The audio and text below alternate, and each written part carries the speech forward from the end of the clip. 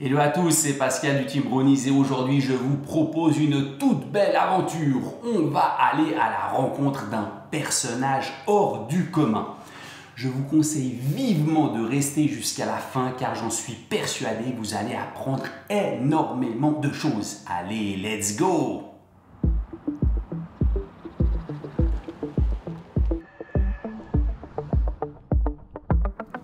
Ça y est, on est arrivé dans un petit village en France, pas très loin de Genève, pas très loin de la frontière. Heureusement, ça m'a évité pas mal de routes et on va rencontrer Cyril. Cyril, c'est un horloger d'exception, un modéliste passionné et il a créé une méthode de pré-rodage. Méthode de pré-rodage en bain d'huile. Je vous en dis pas plus, on va aller découvrir tout ça. Allez, on est arrivé, on sonne. Au nom de Dieu, la maison est gardée.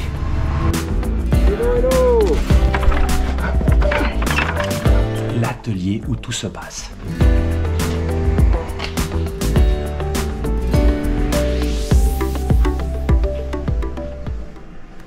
Bon ben voilà, on se retrouve dans l'antre de CG Breaking Challenge. Alors Cyril va un petit peu nous expliquer déjà CG Breaking Challenge, qu'est-ce que ça veut dire. Et puis dans l'historique, ce que je me rappelle, c'est que on avait toujours voulu nous-mêmes roder les moteurs par bain d'huile et qu'à l'époque il y avait une société qui s'appelait Ebis qui avait créé une machine, mais en définitive on n'arrivait pas soit l'acheter, soit etc. Et Cyril s'est dit attends, laisse-moi faire, moi je vais en créer une. Voilà, Cyril, je te laisse ta parole. Alors, effectivement, l'idée est partie de là, c'est que c'est toujours fastidieux la période de rodage, pré-rodage, et ça prend du temps. Pour ma part, généralement quand j'ai peu de temps pour faire de la RC, je préfère aller rouler que de passer une après-midi à roder un moteur. Et alors je t'interromps 2 secondes, attention parce que là on parle de rodage, mais si on veut être précis, ces bains d'huile c'est un pré-rodage. Mais là Cyril va aussi nous l'expliquer un peu plus. Alors effectivement, il ne permet pas de réaliser l'intégralité du travail, mais de bien conditionner la partie rodage avec ce pré-rodage. Et moi ce que je voulais c'était gagner du temps et du confort, et pour moi c'était atteint puisque ça permet d'arriver à la piste et d'utiliser assez vite le moteur dans de bonnes conditions, mais ça n'empêche pas qu'il faut quand même passer un certain nombre de fuel dans le moteur pour arriver aux performances maximum. Ouais. Alors là on va peut-être juste parler un peu de la conception, parce que moi j'étais halluciné quand Cyril me dit mais attends, j'ai les capacités, puis je vais en faire un de cette machine. Vous allez le voir, ou peut-être vous l'avez déjà vu un petit peu avant, cette machine c'est juste hallucinant. Cyril, tu as fait des recherches, tu as mis combien de temps pour créer ça? Alors mon petit souci c'est que quand j'ai quelque chose dans la tête, généralement j'y mets pas mal d'énergie. Après c'est clair, de base j'ai un métier technique, étant horloger. Horloger de renom. Hein. Les défis me font pas peur, et là je me suis dit on va regarder un petit peu de quoi c'est fait tout ça, et j'ai commencé à rassembler un peu mon pulse, et je me suis dit je suis pas plus bête qu'un autre, donc je me suis lancé. CG Breaking Challenge, vous aurez les coordonnées sous la vidéo, dans les commentaires de la vidéo, et bien évidemment vous pourrez contacter Cyril si vous êtes intéressé par un tel rodage. Justement Cyril, dis-nous au niveau du coût, l'expédition, le temps dont tu as besoin, si par exemple voilà, quelqu'un veut t'envoyer un moteur, il fait quoi?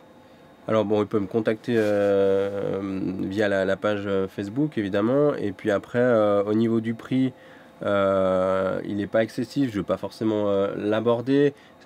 Mon idée n'était pas forcément faire de l'argent, c'est juste que effectivement ça me prend du temps, mais moi je veux avant tout rendre service, parce que c'était aussi l'idée de départ, rendre service un petit peu aux copains, au club.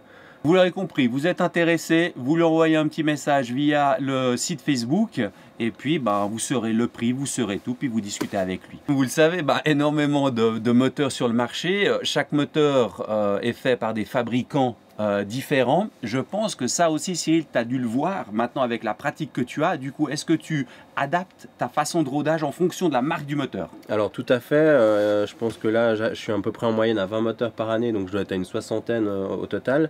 On voit de grosses différences selon les fabrications, et pour arriver toujours à un bon résultat, j'ai dû adapter mon protocole. En fait, je n'utilise pas les mêmes temps et les mêmes températures selon les moteurs.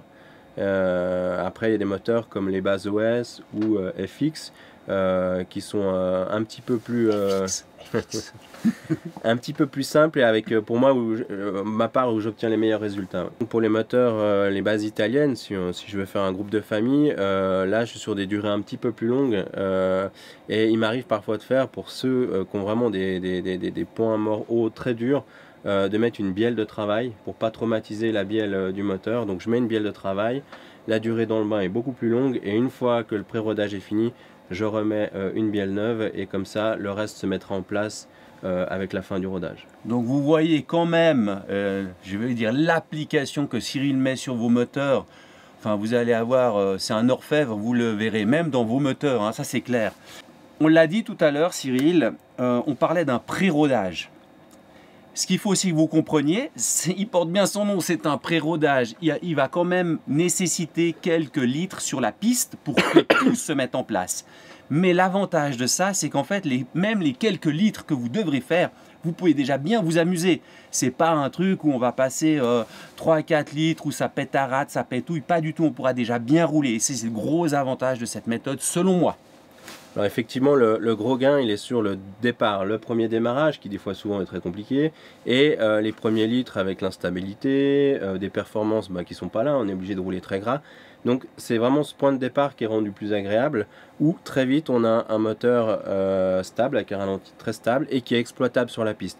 Effectivement, il n'est pas à 100% tout de suite, hein, ça serait mentir, mais il permet d'amener du confort sur cette fin de rodage, donc en pouvant rouler sur la piste avec un moteur, je dirais qui est un petit peu à 80% de ses performances. On va le voir également durant la mise en place, c'est cette diminution de contraintes au départ qui va, et j'en suis persuadé, je pense que Cyril aussi, et qui va prolonger la durée de vie de vos moteurs. Et actuellement, je peux, mais facilement, et là j'ai vraiment checké depuis 2 ans, minimum 40 litres, et même à 40 litres, je me dis je vais peut-être changer de moteur, quand bien même il va encore très très bien, je le garde pour des entraînements, puis après j'arrête de calculer, parce que alors on passe des litres, des litres. Je suis persuadé que ça fait partie d'une grande longévité pour nos moteurs.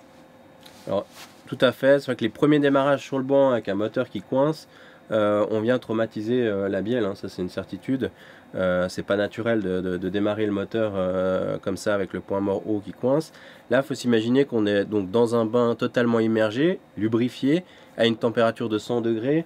Faut dire que là, on est dans l'idéal sur tous les points. Bon Cyril, je suis en face de cette super machine. Explique-nous un tout petit peu comment elle est composée. Elle est composée de quoi? Relativement simple. Là, on a donc le bain d'huile. On a des cordes chauves pour faire monter donc l'huile en température. Ensuite, on a un moteur pas à pas avec un manchon anti-vibration. Et là, on voit l'axe qui va amener donc la rotation à l'intérieur du bain d'huile. Superbe. Et puis après, on a tout cet appareil, je suppose, comment dire, qui va gérer. Exactement, c'est ici qu'on a donc les alimentations pour les différentes tensions et puis tout ce qui est thermostat pour température et tout ce qui est tour minute pour le moteur pas à pas, la gestion du moteur pas à pas. Alors maintenant, on va préparer le moteur pour le plonger dans le bain. Alors Cyril, je te laisse nous expliquer ce que tu fais. Alors le moteur là est entièrement démonté si on veut, il reste plus que le vélo, la chemise, le piston et la bielle. Et je vais donc mettre un manchon qui va nous permettre dans le bain d'entraîner le vélo. Donc comme on a quand même pas mal de couples, il faut le fixer suffisamment. Hop.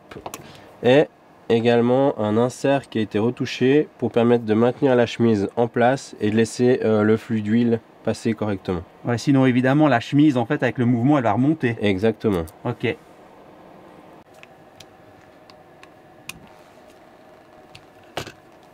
Donc voilà, là le moteur est prêt à être mis en place dans le bain. Bon alors maintenant on va fixer le moteur dans le bain d'huile. C'est parti, vas-y Cyril.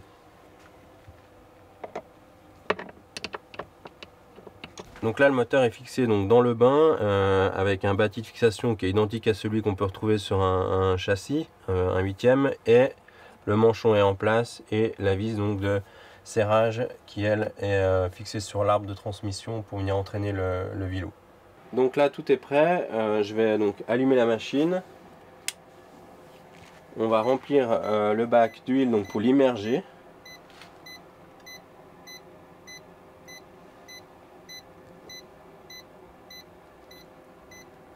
Donc là, on voit, il est entièrement immergé.